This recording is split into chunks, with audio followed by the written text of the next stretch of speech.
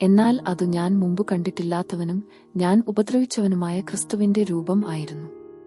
ഇപ്രകാരം ഒരു ദർശനം എന്റെ ചിന്തയുടെ ഫലമായിട്ടാണ് ഉണ്ടായത് എന്നു പറയുന്നതിൽ അർത്ഥമില്ല. ആ രൂപത്തിൽ നിന്നും ഒരു ശബ്ദവുമുണ്ടായി. നീ എത്രമാത്രം എന്നെ ഉപദ്രവിച്ചു! നിന്നെ രക്ഷിപ്പാൻ ഞാൻ വന്നു. സത്യമാർഗം അറിവാൻ നീ പ്രാർത്ഥിച്ചു. പിന്നെ എന്തുകൊണ്ട് അതു നീ സ്വീകരിക്കുന്നില്ല? ഈ വചനങ്ങൾ ധ്വനിച്ച മാത്രയിൽ ഞാൻ സാഷ്ടാംഗം വീണു നമസ്കരിച്ചു. യഥാർത്ഥ സമാധാനം അപ്പോൾ മുതൽ എനിക്ക് അനുഭവസിദ്ധമായി. മറ്റെങ്ങും എനിക്കതു കിട്ടിയിരുന്നില്ല. ഞാൻ അഭിവാഞ്ചിച്ച ഹൃദയാനന്ദം. അതെ, അതാണ് സ്വർഗപ്രാപ്തി. ഞാൻ എന്റെ പ്രമാണത്തിൽ നിന്നും എഴുന്നേറ്റപ്പോൾ ദർശനം അപ്രത്യക്ഷമായിരുന്നു. പക്ഷേ അന്നുമുതൽ ഇന്നോളം ആ സന്തോഷവും സമാധാനവും എന്നിൽ തുടർന്നു നിൽക്കുന്നു. ഞാൻ എഴുന്നേറ്റ് എന്റെ അച്ഛന്റെ അടുത്തേക്ക് ഓടിച്ചെന്നു. ഞാൻ ക്രിസ്ത്യാനിയായിരിക്കുന്നു എന്ന വിവരം അറിയിച്ചു. അച്ഛൻ പറഞ്ഞു, പോയി കിടന്നുറങ്ങ്. നീ വേദപുസ്തകം കത്തിച്ചുകളഞ്ഞിട്ട് ഇന്ന് 3 ദിവസമേ ആയിട്ടുള്ളൂ. എന്റെ മറുപടി, അച്ഛാ, കർത്താവായ യേശുക്രിസ്തു ജീവിക്കുന്നു എന്ന് ഞാൻ ഇപ്പോൾ അറിയുന്നു. അവിടുത്തെ ആവും വിധം പിന്തുടരാൻ ഞാൻ ഉറച്ചിരിക്കുന്നു എന്നായിരുന്നു. ഈ വിചിത്രമായ അനുഭവം ചെറുപ്പക്കാരനായ സുന്ദർ സിംഗിന്റെ മനസ്സിൽ മായാത്ത ഒരു അവസ്ഥാവിശേഷം ഉളവാക്കി. അതിന്റെ സംഭാവ്യതയെ പിന്നീടൊരിക്കലും ചോദ്യം ചെയ്യുവാൻ സുന്ദർ സിംഗ് ഒരുമ്പെട്ടിട്ടില്ല. ഈ സന്ദർഭത്തെക്കുറിച്ച് അദ്ദേഹം അന്യരോട് പരസ്യമായി പിൽക്കാലത്ത് പറഞ്ഞിട്ടുള്ളപ്പോൾ പലരും പല അഭിപ്രായങ്ങളാണ് ഇതേപ്പറ്റി പറഞ്ഞിട്ടുള്ളത്. ഇത് ഒരു വെറും സ്വപ്നമാണെന്നു പറഞ്ഞു നിസ്സാരമാക്കിയവരും ഇല്ലാതില്ല. പക്ഷേ സുന്ദർ സിംഗിന് ഇത് ഒരു നിസ്സാര അനുഭവം അല്ലായിരുന്നു. ആത്മീയമായി താൻ ആഗ്രഹിച്ച എല്ലാവിധ സന്തുഷ്ടിയുടെയും സമാധാനത്തിന്റെയും സാഫല്യം ഈ ദർശനത്തിൽ നിന്ന് അദ്ദേഹത്തിനുണ്ടായി. അതു നിമിത്തമായി താൻ ലോകത്തിൽ പ്രിയങ്കരമായി കരുതിയിരുന്നവയെ മുഴുവൻ ഉപേക്ഷിച്ചു. ക്രിസ്തുവിനു വേണ്ടി തന്നെ യാഗമായി അർപ്പിക്കുന്നതിന് തീരുമാനിച്ചു. ഇത് ഒരു പ്രയാസം കുറഞ്ഞ കാര്യമല്ല. യഥാർത്ഥമല്ലാത്ത ഒരു കെട്ടുകഥയുടെ പുറകെ ഇറങ്ങിത്തിരിക്കാൻ, അതും ആത്മാർത്ഥതയോടെ പിന്തുടരാൻ ആരും തയ്യാറാകുകയില്ലെന്നുള്ളത് തീർച്ചയാണല്ലോ. സുന്ദർ സിംഗിന്റെ ഹൃദയം പാടെ വ്യത്യാസപ്പെട്ടു.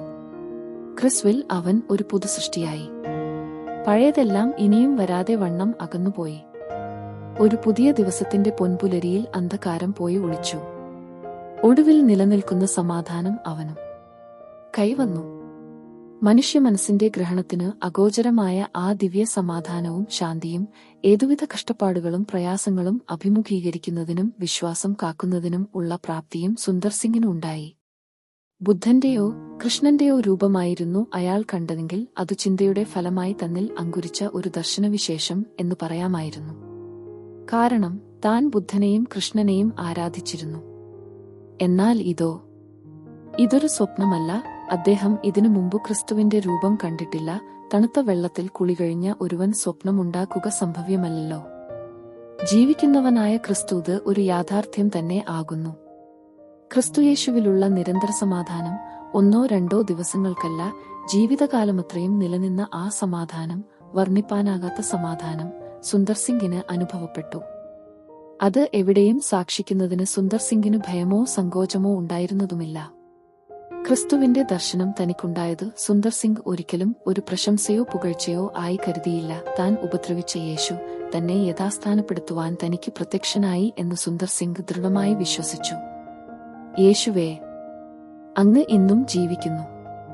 പൈതങ്ങൾ വിശ്വാസത്തിൽ സ്ഥിരപ്പെടുവാനും ആയുസ്സിന്റെ അന്ത്യത്തോളം അങ്ങയുടെ സാന്നിധ്യത്തിൽ നിന്ന് ഉളവാകുന്ന ദിവ്യസമാധാനവും സന്തുഷ്ടിയും അനുഭവിച്ചു കൃതാർത്ഥരാവാനും പുതിയ ആകാശത്തിനും പുതിയ ഭൂമിക്കും അവരെ ഓഹരിക്കാരാക്കുവാനും അങ്ങ് ഓരോരുത്തർക്കു വേണ്ടി ഇന്ന് നിലനിൽക്കുന്നു. അഭയയാചന ചെയ്യുന്നു. അങ്ങേക്ക് മഹത്വം ഉണ്ടാകട്ടെ. മനുഷ്യന്റെ വീട്ടുകാർ തന്നെ അവന്റെ ശത്രുക്കൾ ആകും. മത്തായി 10:36. ക്രിസ്തുവിൽ വിശ്വസിപ്പാൻ മാത്രമല്ല, അവനുവേണ്ടി കഷ്ടം അനുഭവിപ്പാനും കൂടെ നിങ്ങൾക്ക് വരം നൽകിയിരിക്കുന്നു. ഫിലി 1:20. ക്രിസ്തുവിന്റെ അനുഗാമിയായിത്തീരുന്നതിനും തന്റെ ജീവിതം മുഴുവനായി ക്രിസ്തുവിന് സമർപ്പിക്കുന്നതിനും സുന്ദർ സിംഗ് അവസാനമായി തീർച്ചയാക്കിയപ്പോൾ അവന് 15 വയസ്സ് മാത്രമേ കഴിഞ്ഞിട്ടുണ്ടായിരുന്നുള്ളൂ. പിതാവിന്റെ ശാസനത്തിന് വിരുദ്ധമായി പ്രവർത്തിക്കത്തക്ക ഒരു പ്രായത്തിൽ അവൻ എത്തിയിട്ടില്ലായിരുന്നു. പ്രത്യേകിച്ചും സിഖുകാരുടെ ഇടയിൽ കുടുംബനാഥനായ പിതാവിനെ ആദരിക്കുകയും അക്ഷരം പ്രതി അനുസരിക്കുകയും ചെയ്യുന്ന പാരമ്പര്യം പുലർത്തിവന്നു. അങ്ങനെയുള്ള ചുറ്റുപാടിൽ കുടുംബത്തിന്റെ എല്ലാവിധ കീഴ്നടപ്പിനും ആചാരത്തിനും വിപരീതമായി അവൻ ക്രിസ്തുവിനെ പിൻപറ്റുന്നു എന്ന് പരസ്യമായി പ്രഖ്യാപിക്കുക അത്ര പ്രയാസം കുറഞ്ഞ ഒരു കാര്യമായിരുന്നില്ല. സുന്ദരന്റെ തീരുമാനത്തെപ്പറ്റി കുടുംബാംഗങ്ങളോട് പറഞ്ഞാൽ അതിനുണ്ടാകുന്ന ഫലം അവർ തെറ്റിദ്ധരിക്കുകയും അക്ഷന്തവ്യമായ അപരാധം അവൻ പ്രവർത്തിച്ചു എന്ന് അവർ വിധിക്കുകയും ചെയ്യും എന്നുള്ളതായിരുന്നു. ഇക്കാലത്ത് സുന്ദർ സിംഗിന് വേണ്ട ആലോചനകൾ പറഞ്ഞുകൊടുക്കുന്നതിനു പറ്റിയ കൂട്ടുകാർ ആരും തന്നെ ഉണ്ടായിരുന്നുമില്ല. ഒരു ക്രിസ്ത്യാനി ആകുന്നത് തുലോം നിഷിദ്ധമായ ഒരു കാര്യമായി അവന്റെ കുടുംബാംഗങ്ങളും അവനുൾപ്പെട്ടു നിൽക്കുന്ന സിഖ് ജനതയും വിശ്വസിച്ചിരിക്കെ അവന്റെ പെട്ടെന്നുള്ള തീരുമാനം അവരെ അറിയിച്ചാൽ അവർ വിശ്വസിക്കുകയില്ല എന്നു മാത്രമല്ല, അവൻ ഒരു ഭ്രാന്തനായി തീർന്നുപോയി എന്ന് അവർ വിധിച്ചുകളയുകയും ചെയ്യും. വീട്ടിൽ തന്നെ മാതാവിന്റെ വിയോഗശേഷം സുന്ദർ സിംഗിന്റെ മാനസിക വ്യാപാരങ്ങൾ ശരിക്കും മനസ്സിലാക്കുകയോ അവനോട് സഹതിക്കുകയോ ചെയ്യുന്നവരായി ആരും ഉണ്ടായിരുന്നില്ല. അവന്റെ സഹോദരന് പോലും അവനെ ശരിക്കും മനസ്സിലാക്കാൻ കഴിഞ്ഞില്ല. അവന്റെ സഹോദരിക്ക് അവരുടെ മതപരമായ അനുഷ്ഠാനങ്ങളിലെ ശ്രദ്ധയുണ്ടായിരുന്നുള്ളൂ. പിതാവും പിതൃസഹോദരനും ഈ ചെറുബാലനു ഭ്രാന്ത് പിടിച്ചുപോയെന്ന് വിചാരിക്കുന്നവരായിരുന്നു. തന്നെയുമല്ല, കുറെ ദിവസങ്ങൾക്കു മുമ്പ് വേദപുസ്തകത്തിന്റെ ഒരു പ്രതി അഗ്നിക്കിരയാക്കിയ ബാലൻ വെറും 3 ദിവസങ്ങൾക്കു ശേഷം ക്രിസ്ത്യാനിയായി തീർന്നു എന്ന് പറയുന്നതും ബുദ്ധിക്കേടിന്റെ പാരമ്യമല്ലാതെ മറ്റെന്താണ്? മുൻപു തന്നെ അസാധാരണനായി തോന്നിയിരുന്ന ഈ ബാലൻ ഇപ്പോൾ പൂർണ്ണഭ്രാന്തനായി പരിണമിച്ചുവെന്നേ അവർക്കു കരുതുവാൻ വഴിയുള്ളൂ. അതുകൊണ്ട് സുന്ദർ സിംഗ് പരസ്യമായി താൻ ക്രിസ്ത്യാനിയായിരിക്കുന്നു എന്ന് പ്രഖ്യാപനം ചെയ്തപ്പോൾ പിതാവ് മറ്റുള്ളവരെ അനുശാസിച്ചത്, അവനോട് ഒന്നും പറയണ്ട, അവനെ വെറുതെ വിട്ടേക്കണം, ഈ ഭ്രാന്തു താനെ ശമിച്ചു കൊള്ളുമെന്നായിരുന്നു. കുറച്ചു നാളത്തേക്ക് ആരും സുന്ദർ സിംഗിനെ എതിർത്തില്ല. പക്ഷേ സുന്ദരനിൽ യാതൊരു ഭാവഭേദവും കാണാനില്ലായിരുന്നു.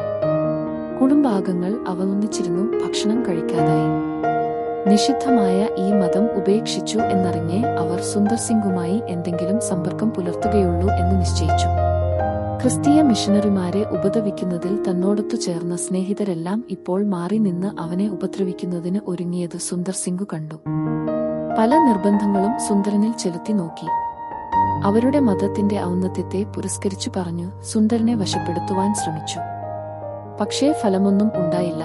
ഒടുവിൽ കുടുംബാംഗങ്ങൾ കൂടി സുന്ദർ സിംഗിനെപ്പറ്റി ഇപ്രകാരം നിശ്ചയം ചെയ്തു, പരസ്യമായി ക്രിസ്തുവിനെപ്പറ്റി പറയുകയോ അവനൊരു ക്രിസ്ത്യാനിയാണെന്നും മറ്റുള്ളവരെ അറിയിക്കുകയോ ചെയ്തുകൂടാ. യാതൊരു ക്രിസ്ത്യാനിയുമായി സമ്പർക്കം പുലർത്തരുത്. ഈ നിശ്ചയവും സുന്ദർ സിംഗിന് സ്വീകാര്യമായില്ല. ഈ സമയത്ത് സുന്ദർ സിംഗു കാര്യങ്ങൾ സ്വയമേവ ചെയ്യത്തക്കവണ്ണം പ്രായപൂർത്തി പ്രാപിച്ചിരുന്നില്ല.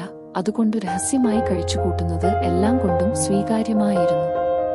പക്ഷേ സുന്ദർ സിംഗിനെ അകമേ ഒരു ശബ്ദം പ്രതിധ്വനിച്ചു.